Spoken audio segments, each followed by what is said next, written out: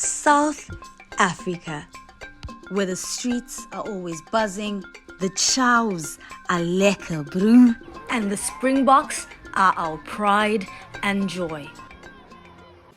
A nation seemingly on the path of development if the 2022 census is anything to go by. Stats SA recently showcased the country's achievements, boasting improved living conditions and rising percentages. 60% of households have access to piped water in their dwellings, compared to the 46.3% in 2011. And 94.7% of households use electricity as the main source of energy for lighting, compared to the 84.7% in 2011. But let's take a trip down to Durban to assess the everyday living conditions of South Africans. Nestled behind Queensborough is the small suburb of Shallcross. The Housing Act of 1920 has led us to this place, where public housing was built many moons ago. At first glance, all appears well, but behind the promising figures, public housing stands neglected. Walls wear the scars of time and despair. Families struggling to make ends meet cannot afford to maintain their homes. Basic needs become luxuries. Meet Cheryl Naidu, a victim of these conditions. Her story reflects the harsh reality faced by many. She lives here with 8 others, including her 4-year-old son.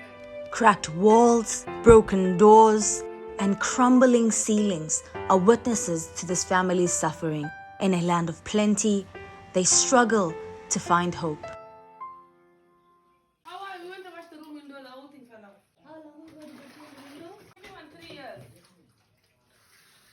They told us about 2 years ago when they're done with the top clap, we're going to start here. Believe me, there's nothing getting done here.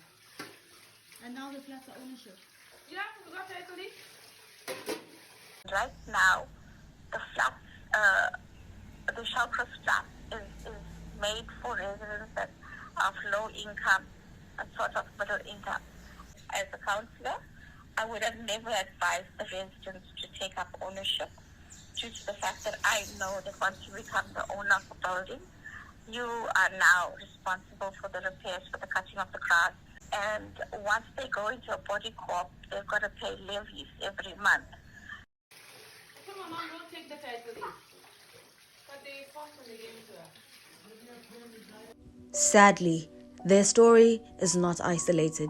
Their neighbors suffer the same fate. You know the storm pipe in the back?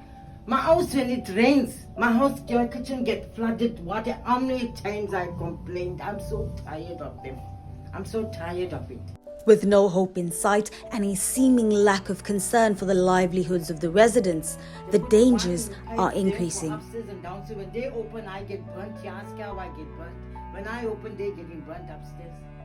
Go and see how the water sweeping. See how it's coming in my kitchen. I hate living like this. Like that we're living in the flat. But they gave our title deed so quick.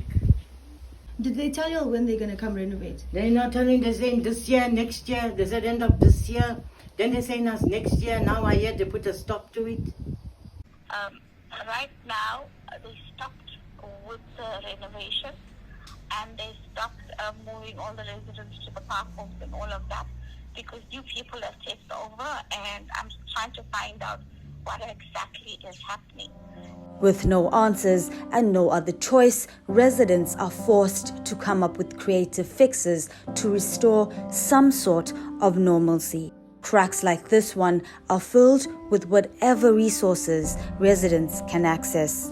And broken water pipes are replaced with tree branches, an ineffective method, but the only choice they have.